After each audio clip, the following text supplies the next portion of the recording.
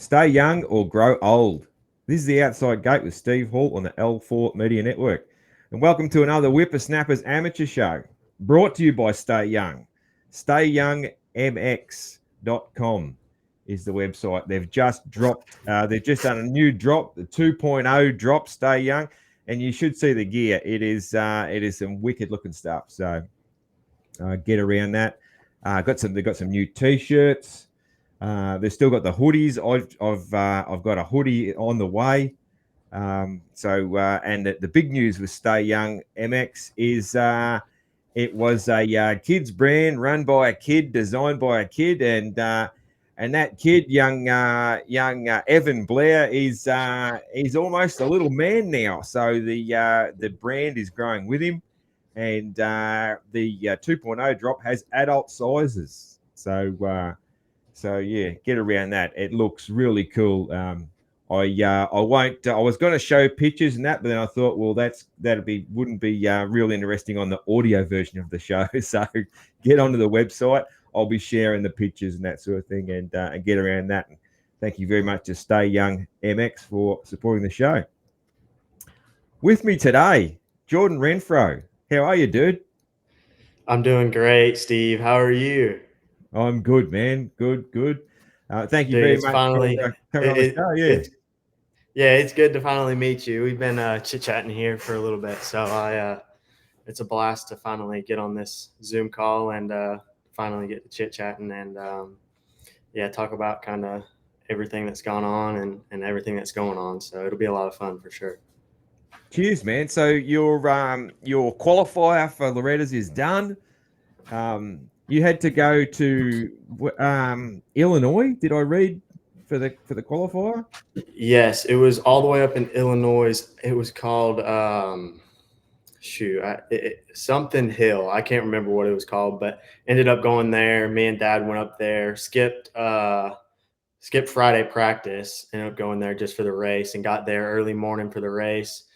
And dude, I went out there on my 450 for the first time, and I just got this 450, so went out there for the first practice, and I haven't rode the track yet. Went out there, and I guess it was C class or something, and track was probably the deepest track I've ever rode in my entire life. Just from them tilling it and watering it the night before, I went out there, came back, and was caked in mud, and I said, "Oh my gosh, there's absolutely no way," because I wasn't even racing that 450 that day, Yeah. so I ended up just practicing it one practice, and the bike was toast, and I was so mad because we had to service the whole bike just from me practicing one time, because that day was actually the 250 day. So Yeah. but yeah, I ended up going up there and winning all my classes. Did pretty good out there. So it's definitely a blast to drive that far and be able to win everything and then come back and not have Dad kind of chewing me out on the way back about what I did wrong. But it was for sure a lot of fun. So we are all done with areas. I got my regional coming up this weekend up at Etchiconee. And I've been watching some of the regionals, and there's been some heat in the pro class. So I mean, you got Drew, Avery Long.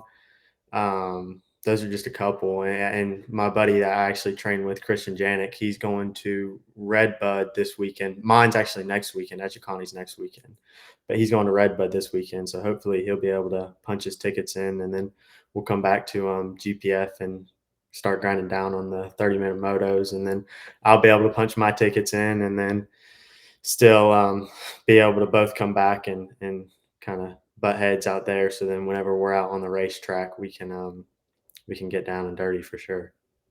Yeah, I know that Etchiconee. That's the only reason I know it is because I've been watching Randy Richardson's videos about, and that's where he went to ride, and that's where he'll be there looking to qualify for his plus 50, I guess he's racing. Yeah, very good, man. Yeah, Very good. Yeah, he's a really good rider. I've always kind of watched him growing up, and he rips for sure for his age. Not saying that older people can't rip because I mean you got shoot what's the one super fast dude that's always racing like 40 plus in the Oh, older Mike classes? Brown. Mike Brown. Yeah. Holy bro. I had a chance to race him over at WW. And bro, he blew my doors off. This was probably like 2 years ago, and I was on a 250. He was on a 450, but still, Mm. he blew my doors off. I was probably 2.5, 3 seconds off of him, and him just looked like he's cruising out there. But yeah, he's a freak of nature for sure.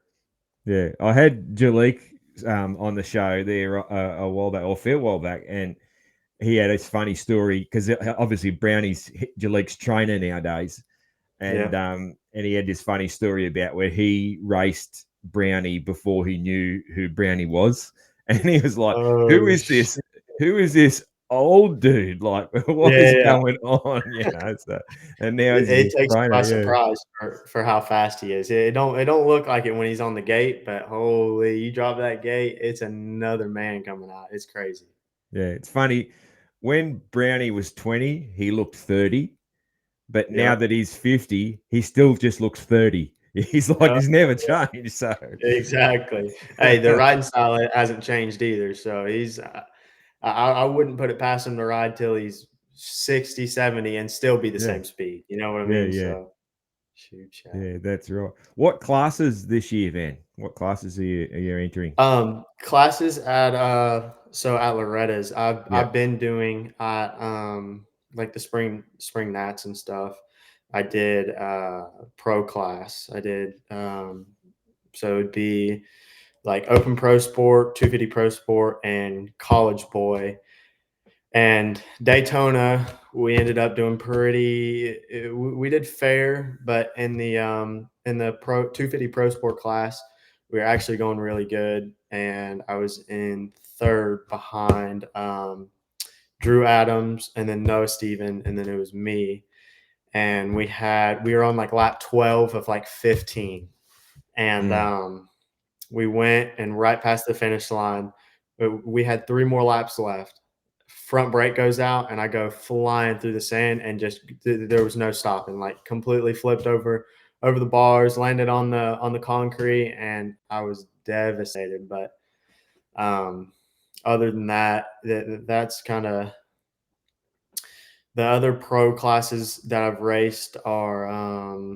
I raced up in shoot. I actually skipped like springeting this year. I skipped springeting and skipped freestone and ended up going. Shoot, I can't remember where I went.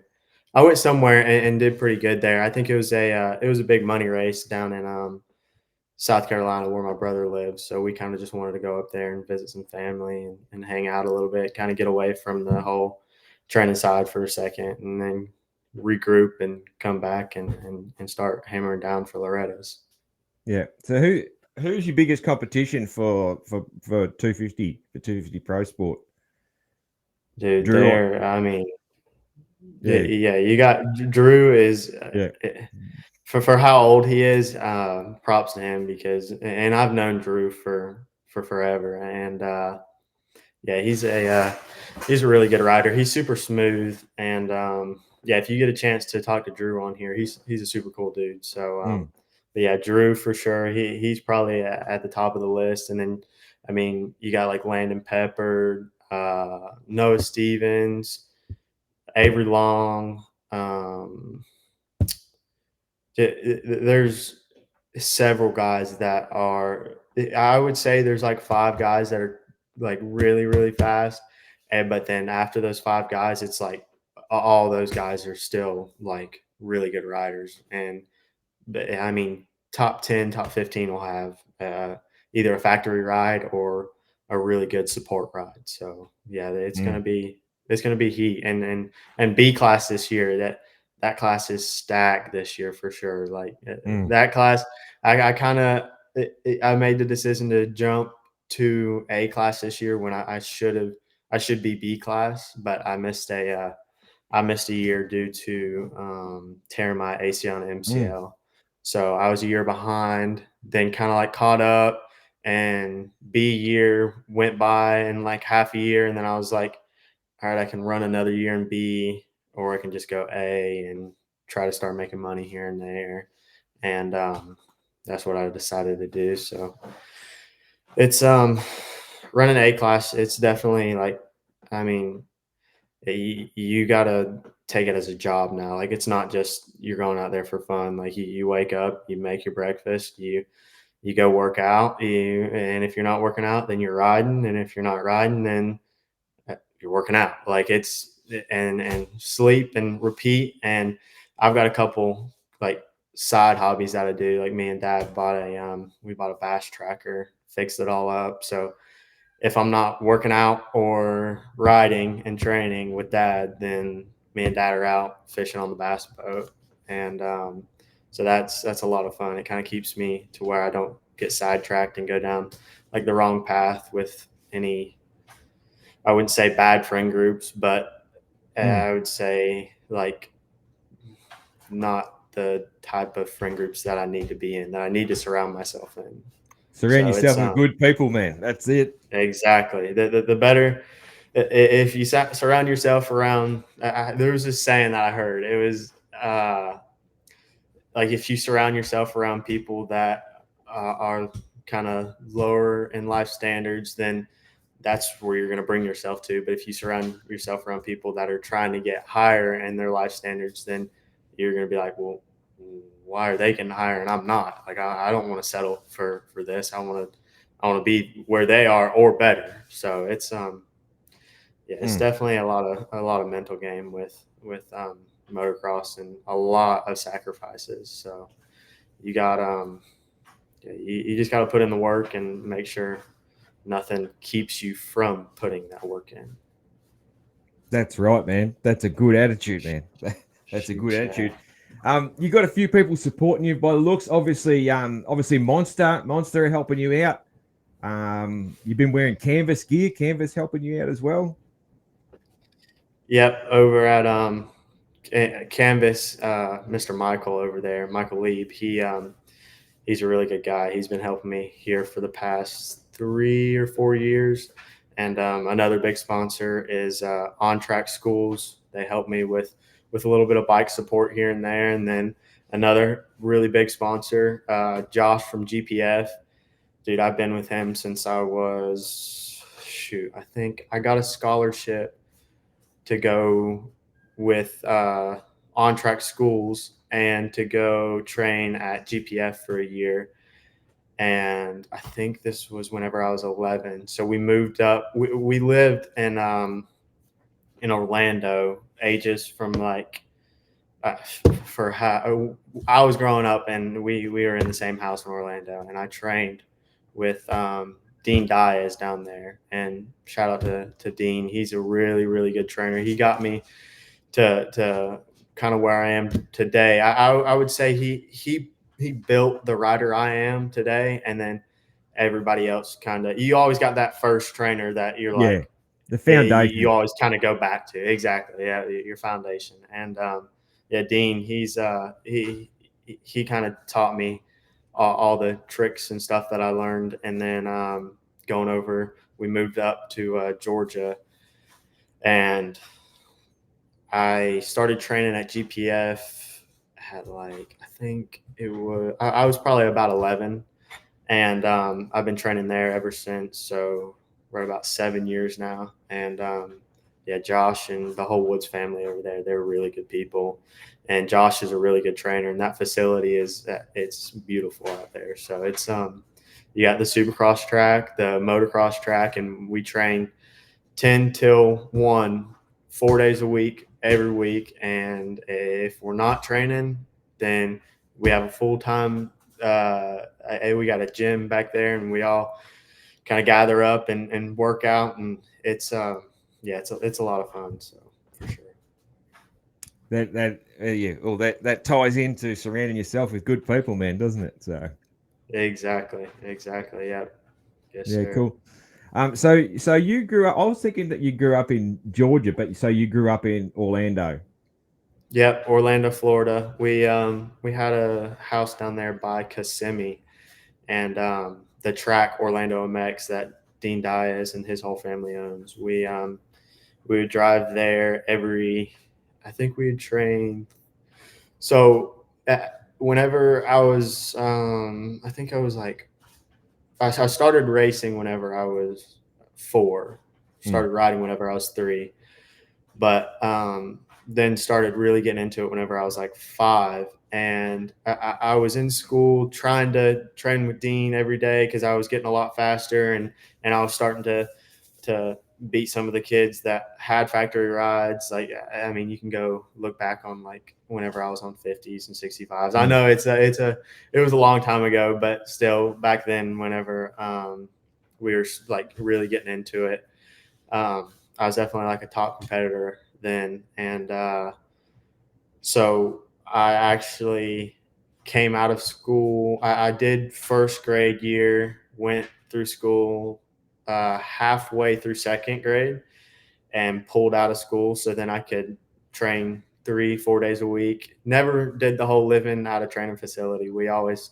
stayed at the house, but mom would she would always wake up in the morning, wake me up, get breakfast, take the other kids to school, take Trey, my little brother, to daycare, and take Samantha to I think she was maybe 4th grade then. She's 2 years older than me, so she was probably about 4th grade then.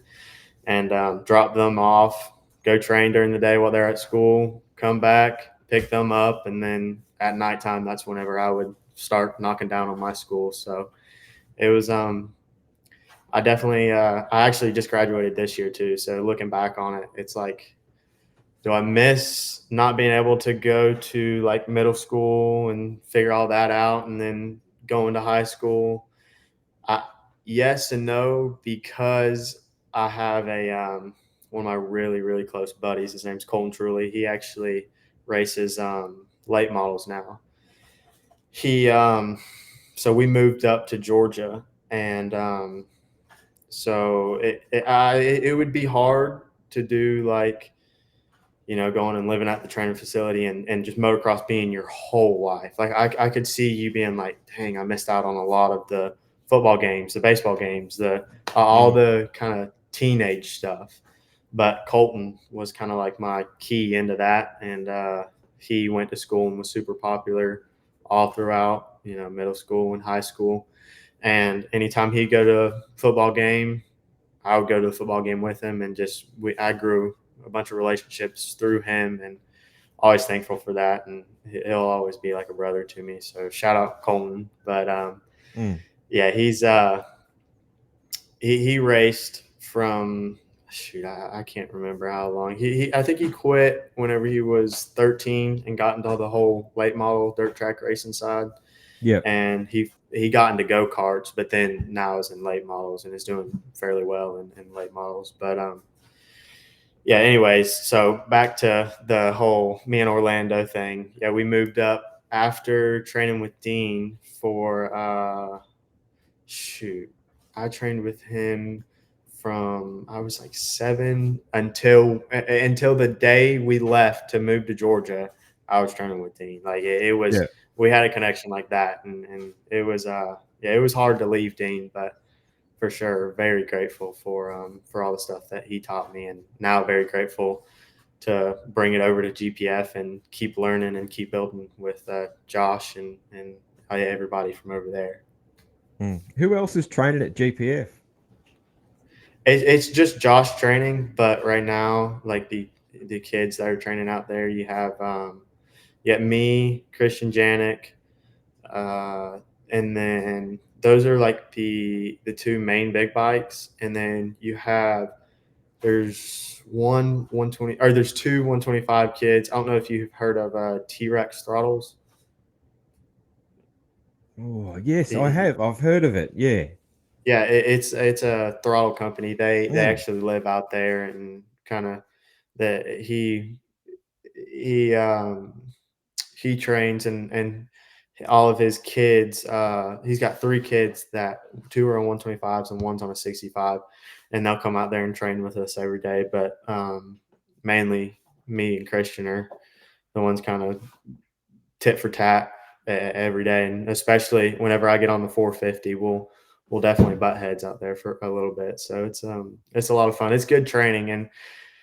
And Christian, he comes down because I mean I can't remember where he lives, but he'll come down and he'll stay out there, and whenever he's out there, it's really good training. But other than that, it's usually just me with the 125 kids and the 65 kid out there, kind of hammering down motos. And I mean, it's you want to say it's easier without the competition there, like training, but at the same time, you don't get that intensity level that you would Yeah. with Christian there. You know what I mean? So it's like it's some days I'm like, because dad comes with me to train every day. So some days I'm like, dang, I wish Christian wasn't here because I know dad, because dad would be chewing my tail out.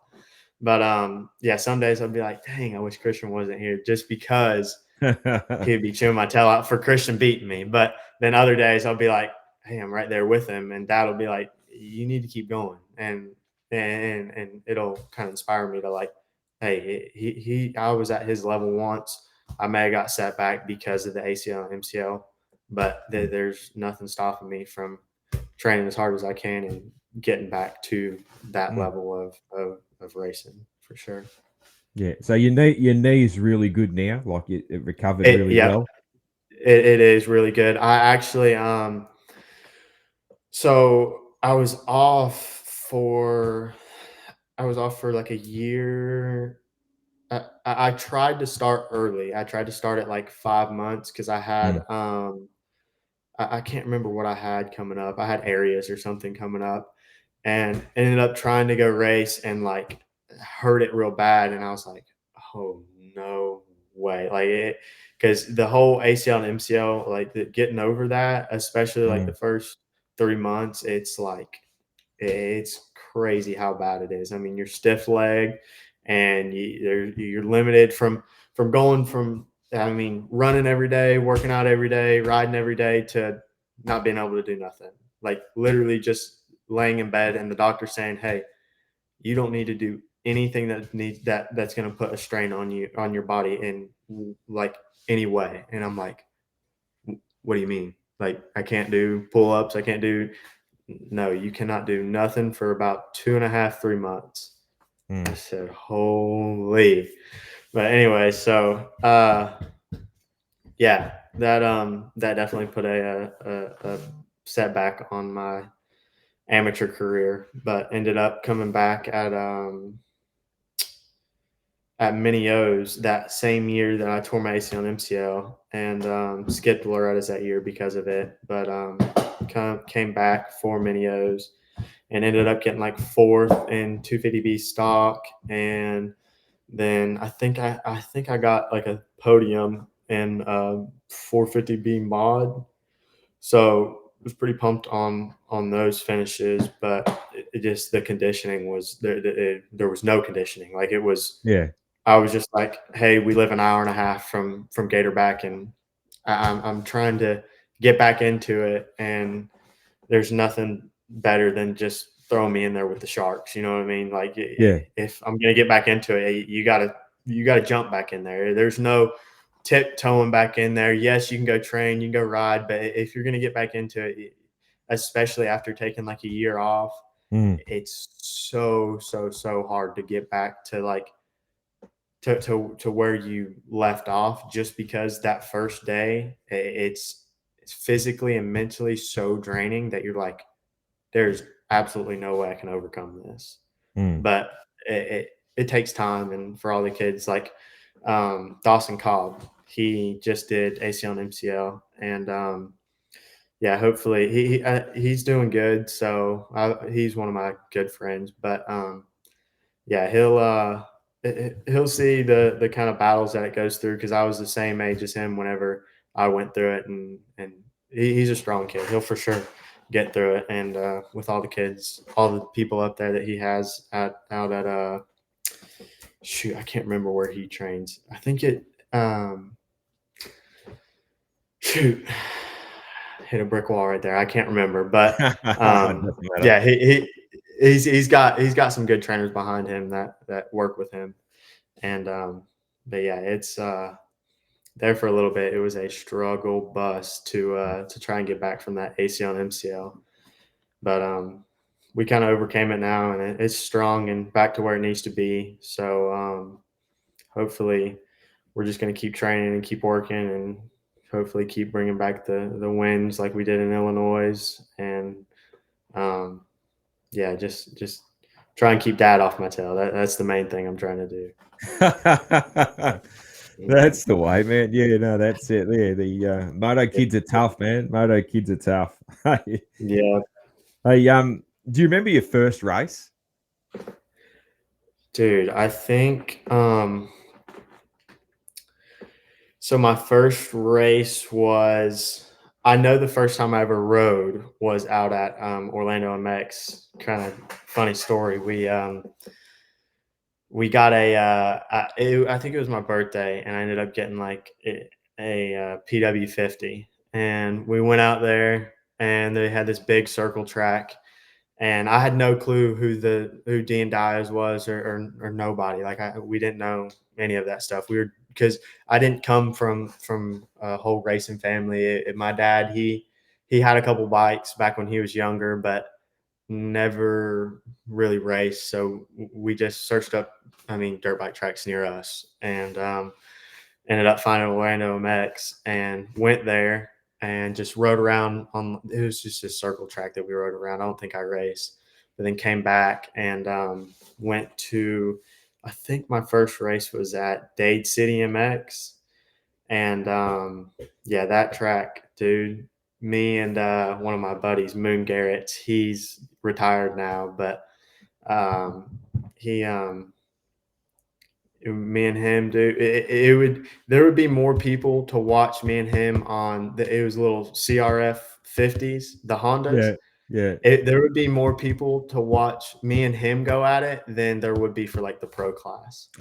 And just Yeah. because we would go out there and bang bars, I'm talking about, but we were best friends. So we would go out there and bang bars, and one of us would end up winning, and the one that would win would be on top of the world, and the other one would be just devastated, crying like but we were such good friends that anytime we came off the track, we would always go to the other person. Like I would go to Moon if I won.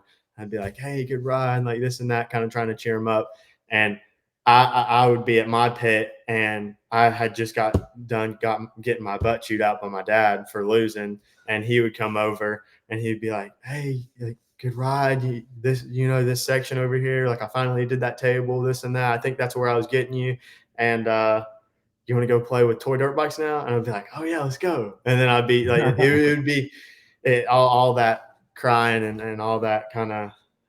Still the dad getting on to me kind of stung, but if he wouldn't have, then I wouldn't be where I am today, and I can kind of look back and see that now. So, but yeah, Dade City's got a lot of good memories and a lot of good, definitely a lot of good childhood memories. So yeah, out there was a blast for sure. Cool, man. Do you plan to do futures next year? So me and Dad have talked about futures. We're not sure if we're doing futures, but um, I know I did a couple arena cross races this year Yeah, and I ended saw up that. doing Yeah, pretty good on them. you Yeah, did. ended up Yeah. doing pretty good on them, but I was on a 250 out in the sand. So I finally got me a 450. So now that I have the 450, I'm kind of wanting to get my feet wet in the arena cross side with Yep. Wes Kane and all of them over there. So I feel like Yeah. that'd be a lot of fun.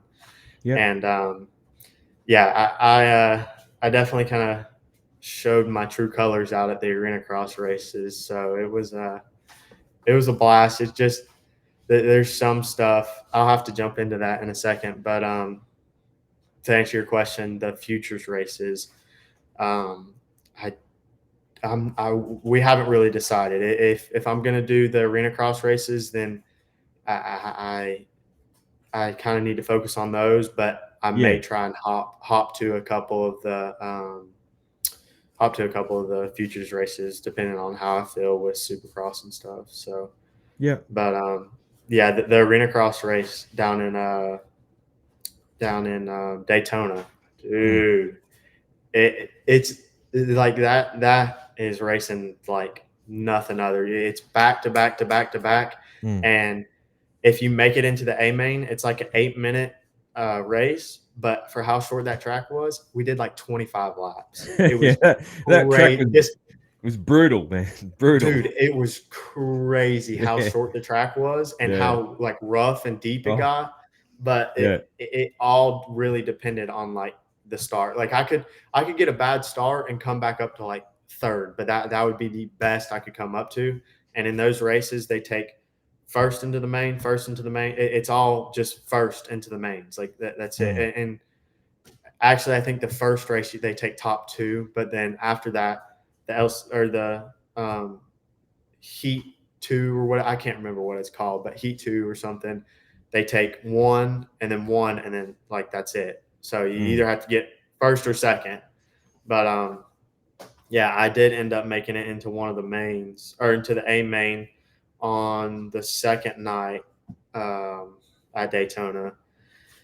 And yeah, it was a lot of fun, but just literally felt like you were out there for 45 minutes just because of how many laps you did. I mean, you were out there for 8 minutes, but just I'm talking about like got dizzy because we did so many laps. But yeah, it was fun, and definitely the bar banging side was with how tight that track was. It was, I mean, we were in a hockey arena, so it was like if you were going to pass, you kind of had to make an aggressive pass, and definitely did make a couple aggressive passes, but not too aggressive to the point where it was like,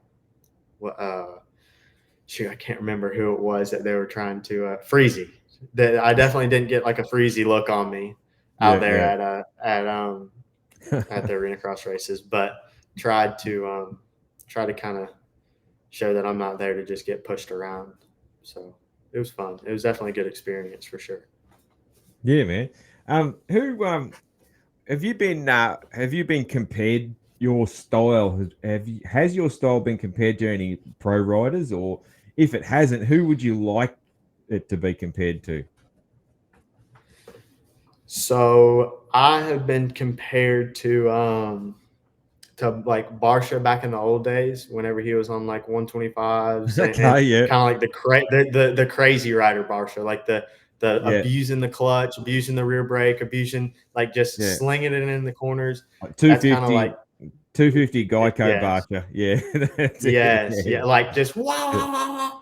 That's kind of, which I try to get off the clutch, because nowadays it's more of momentum that you see that is the top riders. So that's what me and Josh over at GPF have kind of tried to veer me away from. But definitely I've been compared to the 125, 250 Geico Barsha a few times for sure.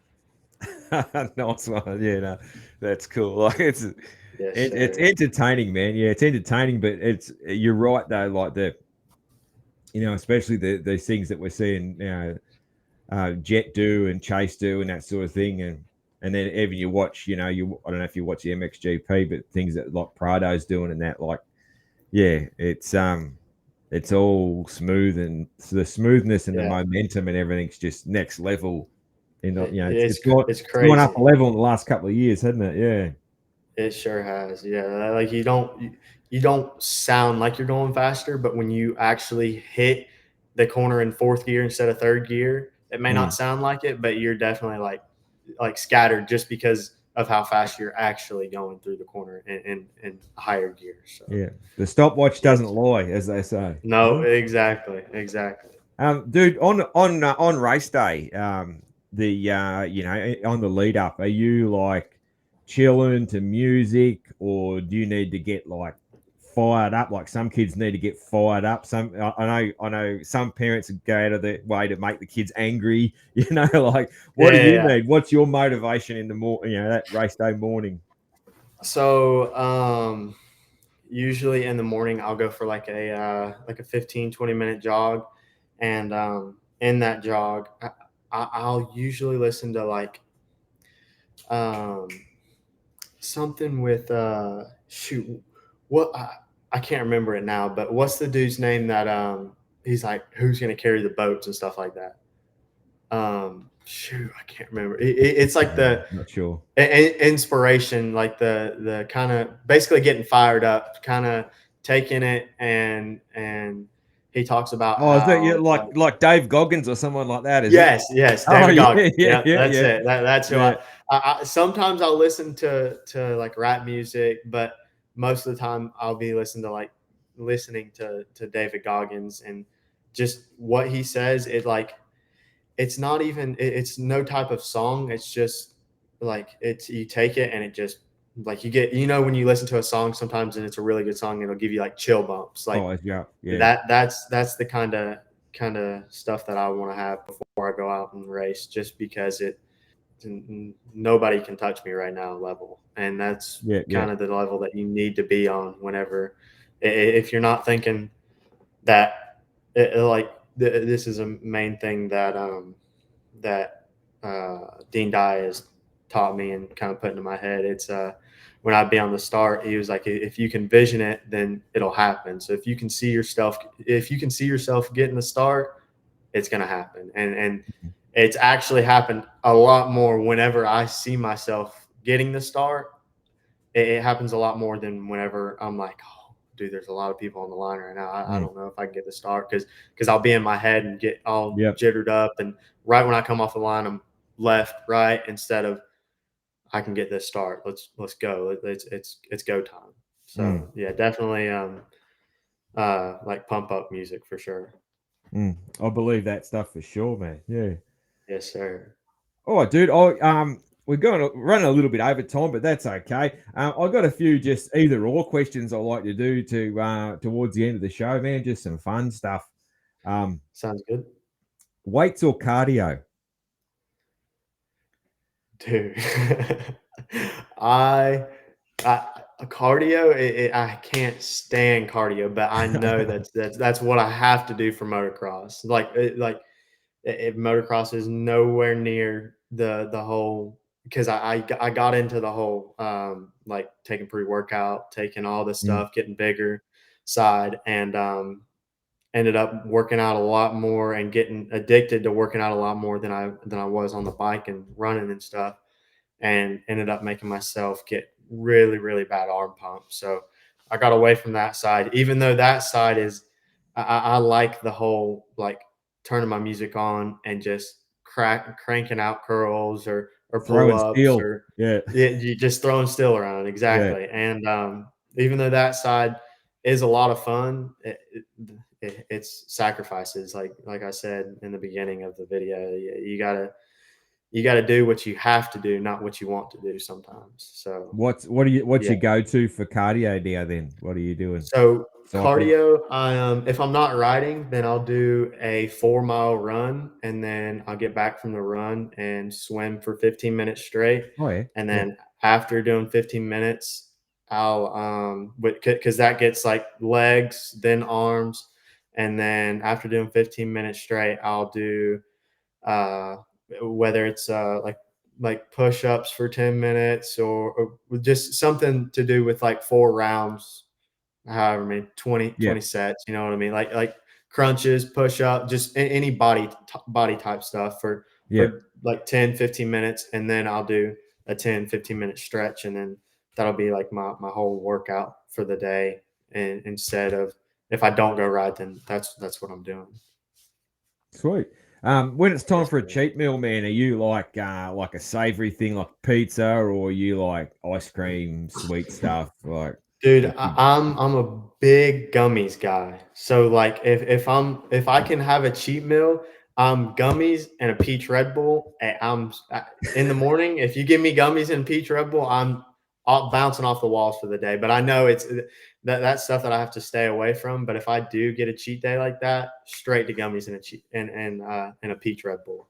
nice one? Even though I do appreciate everything Monster does for me, and they're one of my biggest sponsors for sure. I The peach Red Bulls are, and I think actually Monster came out with some type of peach thing, so I'll have to try Yeah, that. you got to. They You got to Yeah, I get. got to represent the sponsors for sure. I probably need to start stepping away from Red Bull a little bit and trying to find me a favorite monster for sure. But yeah, Yeah, I'll definitely start searching around for some monsters. yeah, man. Gaming or fishing? Dude, fishing all the Oh, way, fishing. Fishing. I talked nice. about it earlier. How me and Dad just got the bass tracker, and yeah, we put a lot of time into that thing and like wiring everything and me and Dad actually funny story, the day we got everything to put everything on, like all the lights, all the strip lights, the radio speakers, and we started at 7 o'clock at night and stayed up the entire night into the next day and didn't have enough they're called butt connectors, didn't have enough butt connectors to finish all the wiring, so we had to run to O'Reilly's and sat in the parking lot in the morning at 8:30. Didn't go to sleep that night, sat in the Yeah. parking lot at 8:30 in the morning until they opened up at 9, and worked on it for till 3 o'clock, and it ended up being Mother's Day. And I was like, I'm getting it done. Me and Dad were determined on getting it done, so then we could take Mom out for Mother's Day, and it actually be a decent little bass boat. So yeah, we ended up getting it done, and that was a really good memory that I definitely wouldn't trade for the world. Nice. You're the first. You're the first one on the amateur show to say fishing instead of gaming. So I'm Am I happy with really? that. Yeah, yeah. Everyone else has said gaming. What? Yeah, Yeah, that's crazy. That's crazy. I have heard a lot of amateurs doing the whole like MX versus ATV and yeah. all that stuff. But I I'm a big outdoors person. If I'm not outside, then I'm inside sleeping. So it's if I'm not working on the boat, then I'm working on my truck, and if I'm not working on the truck, then I have um, I like to mess with RC cars some, and I'll be working on those. Just I'm a big I like to be hands on and outside and not just that. It's not that I'm shaming people for playing video games and stuff because Yeah. obviously I went through the whole Fortnite phase for a little bit with my buddies, and back whenever I was like 13, we would stay up night after night playing Fortnite. But definitely got away from that and just got into the whole just seeing life for what it gives you and trying to find different traits as in hey, if motocross doesn't work out, then I need to know how to do stuff. I mean, because I don't have big sponsors, so like I'll go and Facebook Marketplace. I am on Facebook Marketplace all the time. I'll find boat motors, buy boat motors that are broke, fix them up, and resell them for triple, sometimes quadruple the price. So, Nice. and then Good job. all that money goes straight into motocross. And then if it's not that, then I'm buying a RC car that's broke and fixing that up, reselling it, and any of the extra money that I get, I usually try and keep the money that I did spend on it, so then I could buy something else. But any of the money that I do make off of it, it usually does go straight back into motocross, the gas, the sprockets, the Mm. chains. I mean, training every day, dude, it's insane how much you actually go through sprockets, Oh, rear sprockets, back brake pads, and gas. Oh, if it weren't for those three things right there, I mean, I wouldn't ever have to spend no money on bikes. But yeah, and mechanic side, me and Dad are always working on the bike.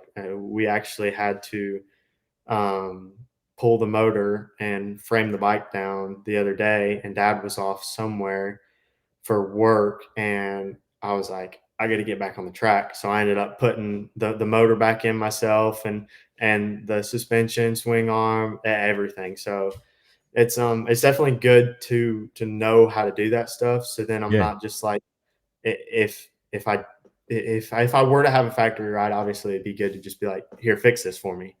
But not having a factory ride, it's definitely it helps to know and Mm. not just hit like a brick wall whenever something like that comes up. And it's a good life skill, man, having that this life Exactly. skill, being able to fix Yes, stuff and sir. do stuff like, man, that's Yeah. blokes have got to know how to fix stuff and do stuff. Yeah. Dude, what Yes, about sir. a Camaro or a Porsche? Ooh. I would say definitely probably a definitely Camaro. I think Porsches are more like city, but like Camaros are more like that dude's probably like badass. Sorry for my language. That No, dude's no, no. probably like badass. You know what I Yeah, mean? yeah, yeah. For sure. Cool, man. Well, you're the first person to say Camaro as well. So What? all the other kids so far have said Porsche. Yeah, so That's that's crazy. cool. Well, That's, it's probably just for me living down here in Georgia and having yeah, all my buddies that are really country yeah, and yeah, it definitely it's a different type of lifestyle than yeah, living at a training facility, but I'm very grateful for being able to juggle the whole racing full time and trying to make that my career and um, having all my buddies that I mean, I have mud boats and like the kid I was saying, Moon Garrett's. He actually has his own. He clears land and builds pads now. So and has a bunch of land down at his place, and we'll go out there and we'll hog hunt and hog hunting with dogs is crazy. If you've never done it, it's something. It's like motocross is scary, but when you're running up on a hog, that I mean, you have this. So I'll explain it real quick if we have time. yeah, man. Go for it. So you're in this Ranger and you're riding through the woods. He's got 6,000 acres of land, and you're riding through the woods, and these dogs are sniffing out the woods for hogs, and when they get on a hog, all they if you have they call it like a rank dog. So if you have a rank dog, then they'll get it by the nose and they get lockjaw. So right when they get it's not letting go, and you hear the hog like squealing and the other dog barking. You got a sniff dog, and you got uh, two like chaser dogs and two flushers. So the Mm. flushers are the ones that like they're the rank ones. They're the ones that come in and either get it by the ear or by the cheek or by whatever it can get it by on the face, and then you come up behind it and you run up behind it and get it by the legs, flip it on its belly, and then you end up taking its life. But yeah, it's with that thing squealing and trying to if that dog or if that hog gets loose, hogs are known for charging. They do not run away. Mm. They if they get loose, they're coming straight after you, and it's crazy. I actually climbed up a tree one time because my buddy yelled out like hog on the loose, and had to climb up a tree just to get away from it, and it ended up being the dog. But about had a heart attack from that one. So yeah, Yeah, it's pretty it's popular in Australia too, man. is it actually? Yeah, it's popular in Australia. Yeah, yeah, yeah. I've seen some hogs that come out from Australia. Mm. Holy crap, bro! It's crazy how big they are down there. Yeah, yeah. Yeah, we definitely get on some big hogs down at Moon's place, and then obviously the whole deer hunting side and turkey hunting. I like to do all of that stuff. If I'm not racing and I'm on an off season, I'm either working on something or I'm hunting or I'm fishing. It's one of those three. So, Cool, man. And then the last so either or question, man, is a beach holiday or a snow holiday? dude, I can't stand the cold. Cannot stand the cold. I think it's just because of the motocross Because of side of me. Because and where you've grown any up too. Yeah. yeah, and where I've grown up. But the motocross side of me, anytime it would get under like 50 degrees, 40 degrees, my hands would go frozen, and you couldn't pull the clutch in, couldn't use the brake, and you'd just be miserable out there riding. And Mm. I think that's mainly the reason why I don't like the cold. But definitely, I would rather much be sweating like a mofo than uh, Yeah. than freezing my tail off for sure. I'm a little bit the same, man. I don't get it. Like where I live, we really get 4 seasons. So we get some fairly cold winters and some really hot summers. And Yeah, I'll go out and ride, when it's when it's pretty hot, like in your temperature, like I'll go out and ride when it's like 90. I'll go out and do a half hour when it's 90, and I'll be sweaty and all that. But I'm like, it's all good. You cool down afterwards. I don't mind. But a lot of people, in the middle of winter, when it'll be like it could be like around about freezing, freezing temperature. What's freezing in Fahrenheit? About 30 or whatever. And they'll want to start riding at like 7 o'clock in the morning, and it's still freezing, and you can't feel your hands, and it's miserable. It's like that in the winter, man. I'll wait till after lunch when the sun's been out for a while, and then I'll go and ride in the afternoon, and there's no one else there because there's this funny thing about having to ride early. But I reckon you go later in the winter because man, I don't want to be cold. That's it. No, I promise you, I don't. I'm a bit the same. That's the worst thing is riding with your hands numb. Everything else is fine, but your hands being numb, and sometimes it'll get to the point where you're like, you feel like your hands are about to fall off just because of how much wind has been hitting them and how cold it is, and honestly, putting them in hot water makes it worse, just because it makes them feel like they are on fire whenever you put them in hot water. Yeah, that's right. Yeah. Definitely warm weather for sure. Yeah, cool, man. All right, man. That'll do us. We've run a bit long, but no, you've been a good guest, man. You're a very good talker for a young fella. So thank you very much for coming on. Best of luck for the regionals. I'm sure you'll smash it, and I'll be certainly looking out for your results come Loretta's, and best of luck there as well, man. Go and get some medals, man. Yes, sir. Thank you so much, Steve. No worries. Thanks, mate. Cheers. Yes, sir. See ya. See you, man. Bye.